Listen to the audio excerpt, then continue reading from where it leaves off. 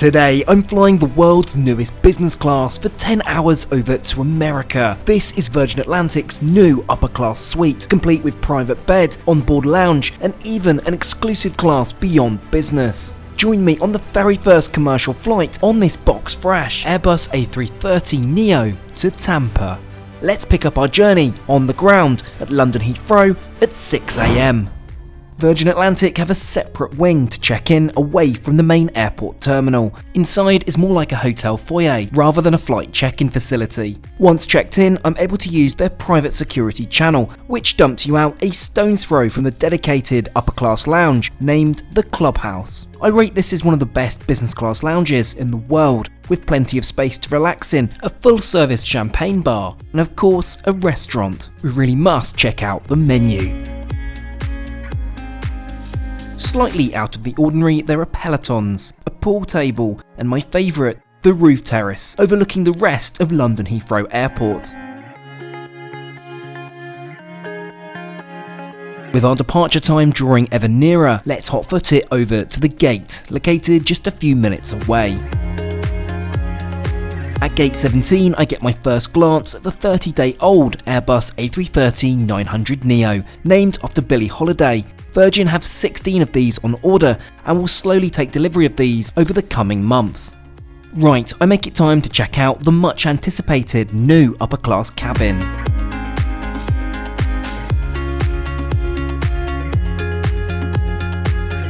Oh, and in case you wondered, it has that new plane smell. On board there's room for a total of 260 passengers, with just 30 of these being business class suites. After stowing my bag, let's settle into my seat 6 Alpha.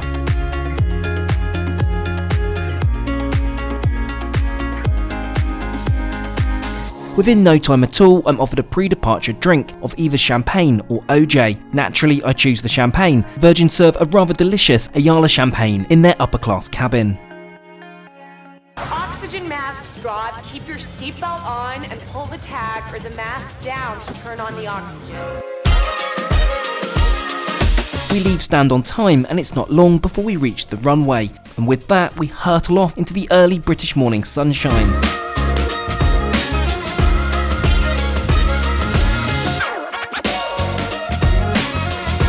So where exactly is this inaugural flight taking us? Some 4,500 miles over 10 hours to Tampa, Florida. This flight incidentally provides the very first direct connection between Heathrow and Tampa. Once we reach altitude, we'll get that seatbelt off and take a quick peek at the provided menu. It's a half decent selection with a few standouts for me, though for once no steak to choose from. With my order placed, let's take a look around my suite. Even numbered suites are positioned as true window seats, offering the most privacy. By comparison, odd numbered are closer to the aisle and are not my preference. The seat is a customised Vantage XL product and a staggered 1-2-1 config. I'm most happy to see the individual air vents are spec'd here, unlike some of BA's fleet. There are a few standout features I love here, such as the wireless charging facility and sporting both USB-A and USB-C ports. In addition, the in-flight entertainment system offers Bluetooth connectivity, so you'll be able to use your own wireless headphones. However, not to worry, if you don't have wireless ones, you can always use the provided generic noise-cancelling headphones stowed at your seat. Now for the all-important tray table. This slides out and into place, ready for dinner service. A few minutes later. I'm relieved to see no one-tray service on Virgin. First up, I'm served a delicious warm sourdough roll. And I'm delighted to see gold versions of Virgin's infamous plain salt and pepper shakers. In no time at all, my appetizer is served, and I've opted for the textures of beetroot with a goat's cheese mousse. I'm not a huge beet lover, but the earthiness paired with the creamy sweetness of the cheese worked wonders.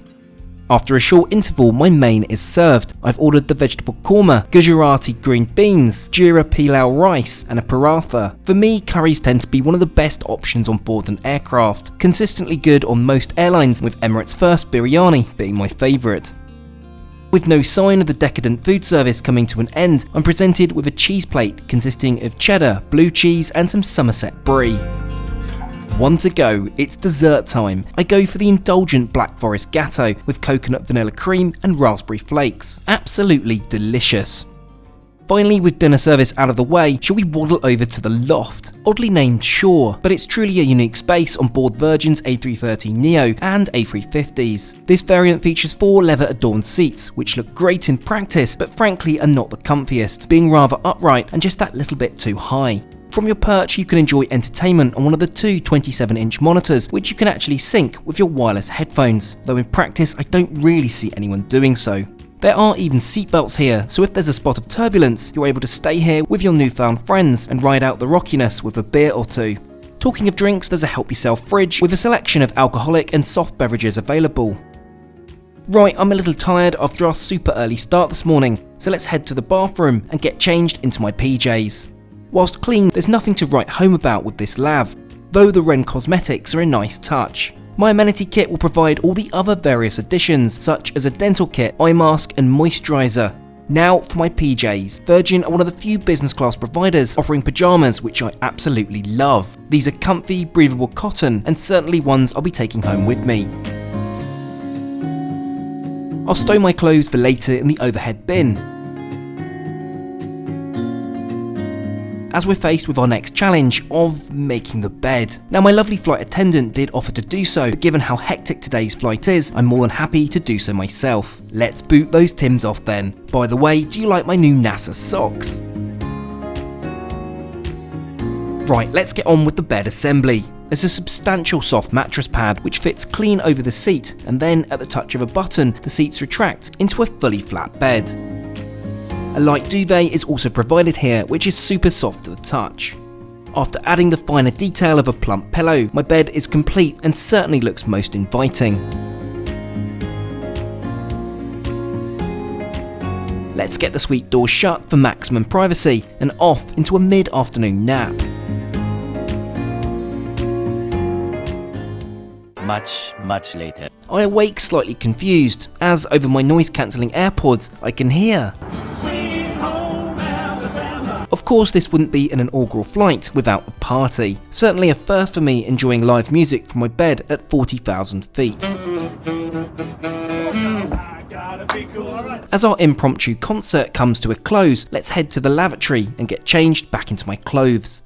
There's still a few more important elements of this plane which we must check out. Introducing the Retreat Suite. There are only 2 of these in the centre of the first row of upper class. These offer quite a unique proposition and are only bookable 2 weeks out on a first come first served basis at a supplement of £200. It's based again on the Vantage XL product, but now there are greater storage options in the seat, along with the cool feature of buddy dining. One of the drawbacks, however, is the TV is much further away, offering a sub-optimal viewing experience. Well, we really must try this other bed for size. A few moments later. It's certainly an improvement without being constricted to a cubby. However, with service remaining the same and not having the option of a window, I'd not be first in line to shell out the additional cash. We're informed by the captain we're not far off our destination of Tampa, so as I get my seatbelt on and prepare for landing, let's talk cost. Well, today is a press flight, so booking a seat is not possible, hence why I jumped at the chance to try this inaugural. Cash costs start at a competitive $3,300 return, which given this gets you a seat in this fantastic business class product, it's not bad at all. Compare this to BA on similar routes, and you'd be lucky to get change out of $5,000 for an inferior product. I do, however, advise you to do your research when booking with Virgin, as they have quite a varied fleet. However, what's great if you fly the Tampa route, you'll be near guaranteed this aircraft, given it's dedicated to this routing. Upon arrival in Tampa, there's a brief press conference to welcome the new route, where I get to hear from the likes of Virgin CEO and the main man himself, Richard Branson. Thanks for joining today, and please consider subscribing to my second channel for even more aviation adventures.